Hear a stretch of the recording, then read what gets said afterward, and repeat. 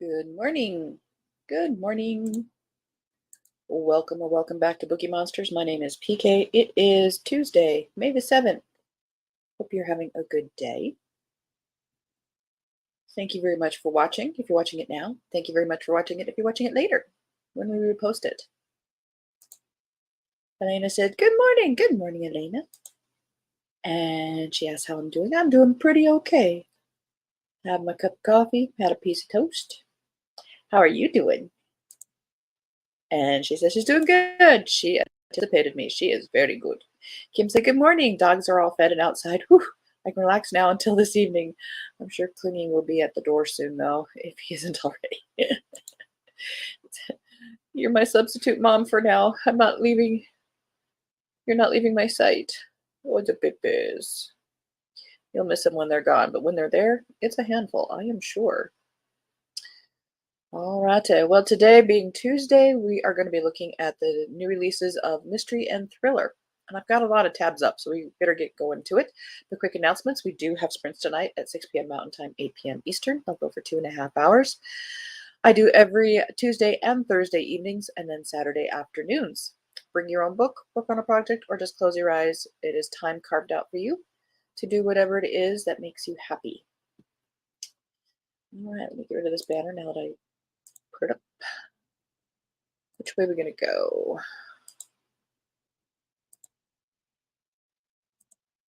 One of my actually a couple of my go-to sites didn't have any updated information, so we are somewhat winging it.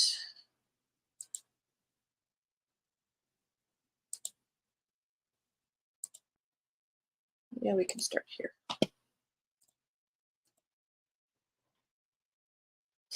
Okay, to here. I'm at their house, much easier. Oh, absolutely. Okay, good plan. Not quite so separation anxiety. I Will Ruin You by Linwood Barkley. That's a name in the mystery circles. How would you react in a life or death situation? It's a question everyone asks themselves, but few have to face in real life. English teacher Richard Boyle certainly never thought he would find himself taking down a former student intent on harming others, but when Mark Ledrew shows up at Richard's school with a bomb strapped to his chest, Richard immediately jumps into action. Thanks to some quick thinking, he averts a major tragedy and is hailed as a hero, but not all the attention focused on him is positive. Richard's brief moment in the spotlight puts him in the sights of a deranged blackmailer with a score to settle. The situation rapidly spirals out of control, drawing Richard into a fraught web of salacious accusations and deadly secrets. As he tries to uncover the truth, he discovers that there's something deeply wrong in the town, something that ties together Mark, the blackmailer, and a gang of ruthless drug dealers, and Richard has landed smack in the middle of it. He's desperate to find a way out, but everyone in his life seems to be hiding something, and trusting the wrong person could cost him everything he loves. What price will he pay for one good deed?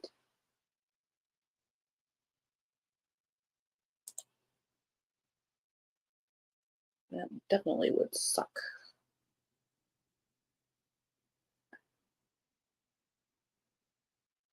And we'll do this way.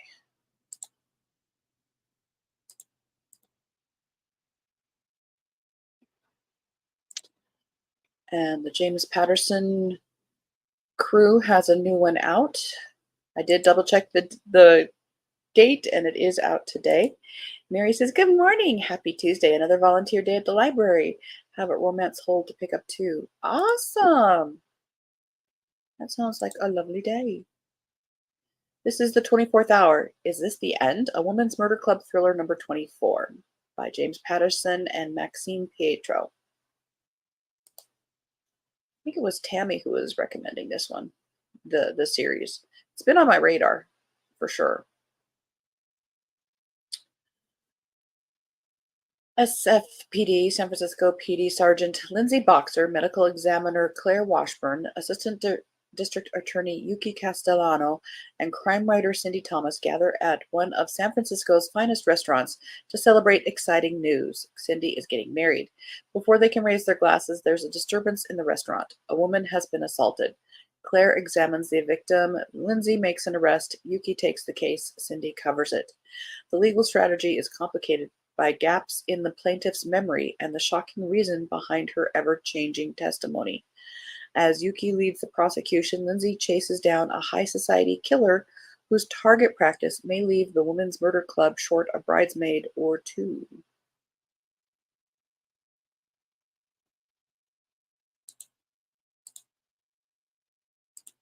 And another big name, I did check that this was a new one. Authors who continue to write after they've passed. Clive Cussler's The Heist, an Isaac Bell adventure by Jack DeBrule, 14th in the Isaac Bell series. Detective Isaac Bell faces an attack on the Federal Reserve. 1914. As America's century of dominance dawns, the country's greatest detective, Van Dorn agent Isaac Bell, is pitted against a master thief and his assassin accomplice.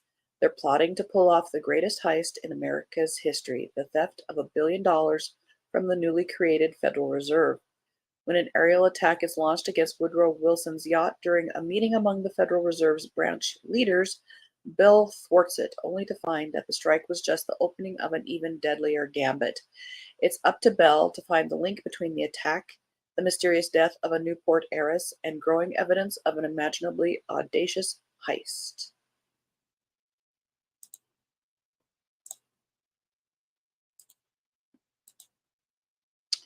Death on the Lusitania by R.L. Graham, first in the Patrick Gallagher historical mysteries.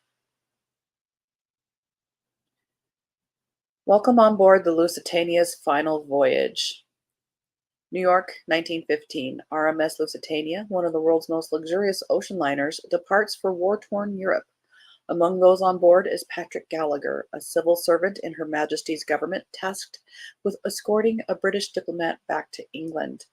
When a fellow passenger is believed to have shot himself in his cabin, Gallagher is asked by the captain to investigate the scene, but one crucial detail doesn't fit. The man's body was discovered in a locked cabin with the key inside and no gun to be found. Was it really suicide or murder? Gallagher believes one of the passengers is a deadly killer who could strike again to protect their true reasons for being on board. And all the while, the ship sails on towards Europe, where deadly submarines patrol dark waters. Dot, dot, dot, dot, dot.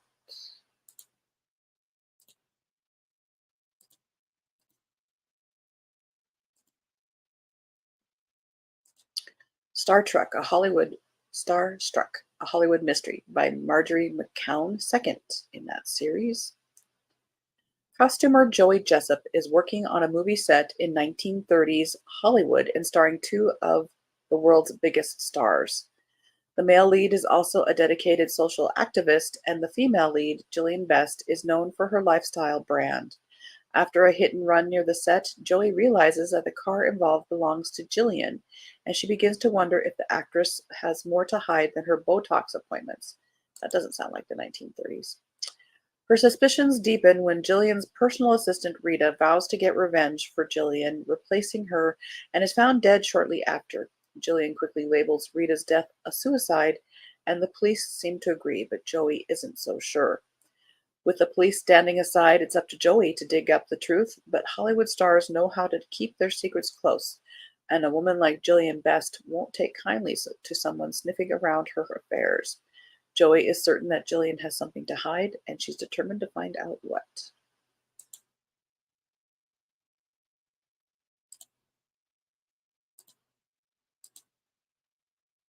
A Lethal Question by Mark Rubenstein.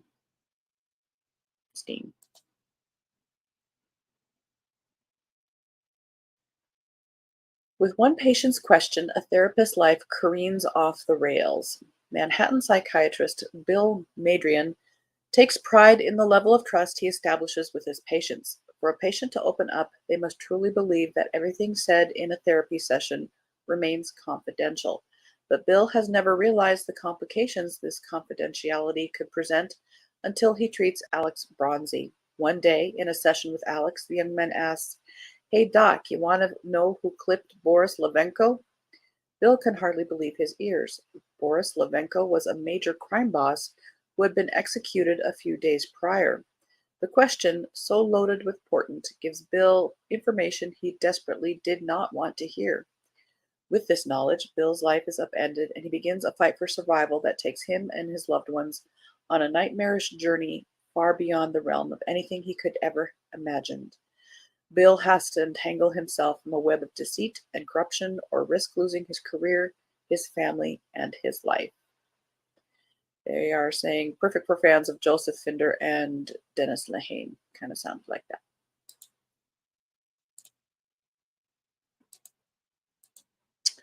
A Lonesome Place for Dying by Nolan Chase. Perfect for fans of C.J. Box and William Kent Kruger. This is a debut novel. In the quiet seaside town of Blaine, Washington, the most serious police work involves dealing with stray coyotes or ticketing speeders along the I-5. But on Ethan Brand's first day as the town's chief of police, he finds a threat on his porch, along with a gruesome souvenir, a bloody animal heart. There are plenty of people who are upset about Ethan replacing the last chief, but when a body shows up on the railroad tracks, Ethan has to turn his focus from the threats against him to the first homicide case the town has seen in years. Blaine's population is only 5,000, but 8 million vehicles pass through its railroad crossing every year. It's the perfect site for drug smuggling, human trafficking, larceny, and murder. Ethan begins to realize that the small town has many more secrets than its quiet surface suggests.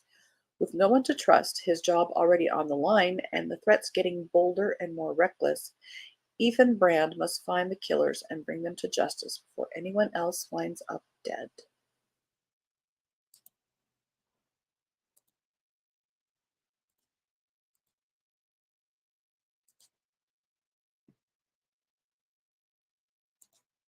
I can't get over the new prices these days, fiction especially. Yeah, everything's going up. CJ Box is a good one. Rich Justice by Robert Bailey, third in the Jason Rich series. Once the flashy, successful lawyer known for his in-your-face billboards, in an accident, get rich. Jason Rich has fallen from grace, his reputation scrubbed of its glitz, and his life stripped of the people he cares about, all thanks to meth kingpin Tyson Cade. But when Cade is shot and killed in the heart of his territory, things go from bad to worse for Jason as he is charged with his murder. To clear his name, Jason seeks help from an unlikely source. Shay Langford, an old adversary and attorney almost as disgraced as Jason himself. Now Jason and Shay have even more to lose, their lives, as they dig into the dangerous truth behind Tyson Cade's murder. Neither time nor evidence is on their side, but after everything he's lost, Jason is determined to save his future from the mistakes of his past, no matter the price.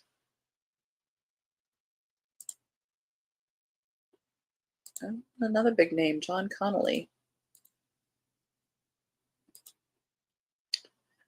21st in the Charlie Parker series. This is Instruments of Darkness. In Maine, Colleen Clark stands accused of the worst crime a mother can commit, the abduction and possible murder of her child. Everyone, ambitious politicians in an election season, hardened police, ordinary folk, has an opinion on the case, and most believe she is guilty. But most is not all. Defending Colleen is the lawyer Moxie Caston, and working alongside him is the private investigator Charlie Parker, who senses the tale has another twist, one involving a husband too eager to accept his wife's guilt, a group of fascists arming for war, a disgraced psychic seeking redemption, and an old twisted house deep in the Maine woods, a house that should never have been built, a house and what dwells beneath. Yeah, those his books are definitely a little more darkish with a touch of paranormal, I think. Probably why I haven't. I think I tried to read the first one a long time ago.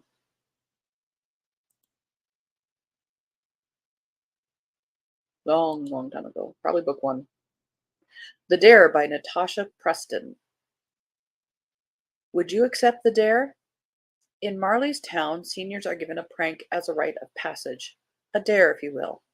The dares start out simple: egging houses, balloons filled with glitter, chickens running loose in the halls. But this is no child's play. Accepting a dare means you could be expelled, arrested, or worse.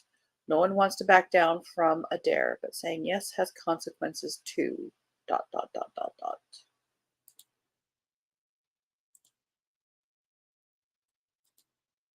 Perfect Little Monsters by Cindy R.X. He. Someone has murdered the queen bee of Searton High School. All the dead girl's friends are suspects, and each one has a reason for wanting her to die. Ella Moore was the most popular girl in school, and also the most hated. When she's murdered at her own party, there are too many suspects to count, and too many people who think she deserved it. The police's prime suspect is the new girl, Dawn Foster. Dawn was the last to hand Ella a drink on the night she died.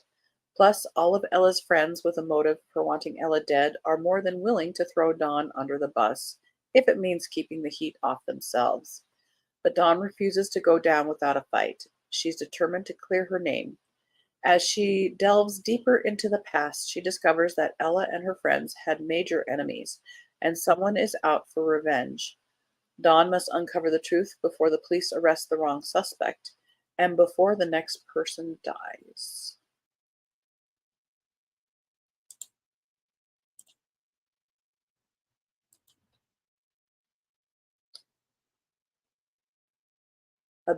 Hunted by Abir Mukherjee. I apologize.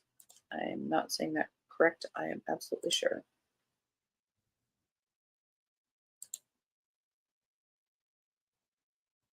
In London, the police storm Heathrow Airport to bring in a father for questioning about his missing daughter. In Florida, a mother makes a connection between her son and the bomber, fearing he has been radicalized. And in Oregon, an unknown organization's conspiracy to bring America to its knees unfolds. On the run from the authorities, the two parents are thrown together in a race against time to stop a catastrophe that will derail the country's future forever.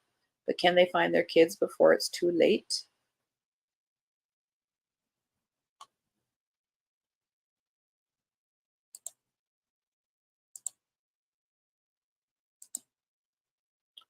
The Return of Ellie Black by Emiko Jean.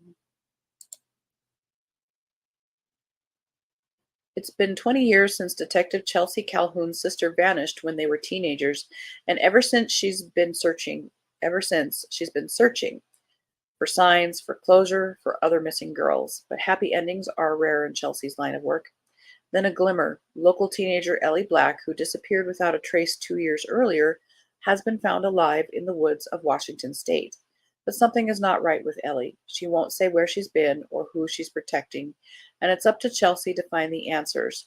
She needs to get to the bottom of what happened to Ellie, for herself and for the memory of her sister, but mostly for the next girl who could be taken and who, unlike Ellie, might never return. This is a debut thriller.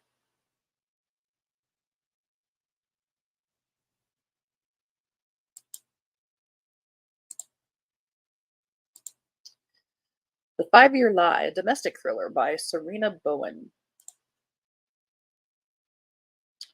Oh, she is Serena Bowen is a romance author, and this is her debut thriller about one woman's search for the truth after receiving a text from her deceased ex. She thought it was love, then he vanished. On an ordinary Monday morning, Ariel Cafferty's phone buzzes with a disturbing text message.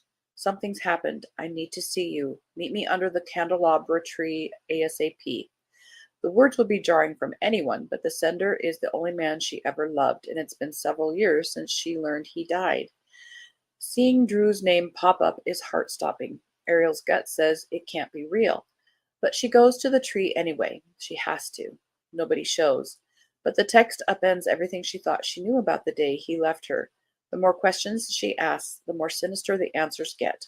Only two things are clear. Everything she was told 5 years ago is wrong, and someone is still lying to her.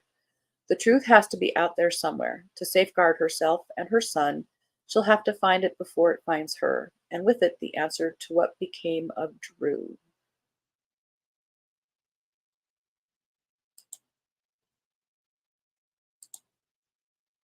The Deepest Lake by Andromeda Romano Lax. That's a great name. A thriller set at a luxury memoir writing workshop on the shores of Lake Atitlan, Guatemala. The grieving mother goes undercover to investigate her daughter's mysterious death. Rose, the mother of 20-something aspiring writer Jules, has waited 3 months for answers about her daughter's death. Why was she swimming alone when she feared the water? Why did she stop texting days before she was last seen? When the official investigation rules the death an accidental drowning, the body possibly lost forever in Central America's deepest lake, an unsatisfied Rose travels to the memoir workshop herself. She hopes to draw her own conclusion and find closure. When Rose arrives, she's swept into the curious world created by her daughter's literary hero, the famous writing teacher Eva Marshall, a charismatic woman known for her candid and controversial memoirs. As Rose uncovers details about the days leading up to Jules' disappearance, she begins to suspect that this glamorous retreat package is hiding ugly truths. Is Lake Atitlan a place for where traumatized women come to heal, or a place where deeper injury is inflicted? Good question. And this is going to time out well. Our last one is a middle grade book to end on a lighter note. And if you're doing middle grade May, The Supernatural Files of C.J. Delaney by Carol Williams. Possessed dogs, missing livestock, cloaked figures. C.J. Delaney's summer vacation just got really weird. When a boring old skate park opening becomes the scene of something truly strange, C.J. Delaney can't believe her luck. This is just the kind of big story she's dreamed of breaking for the town's local paper. With best friend Parker in tow, CJ is determined to get to the bottom of everything and save the town from evil. Isn't this what summer vacation is for? But when all answers point to someone close, CJ stands not only to lose her byline, but the scariest thing of all, the people and pet she loves.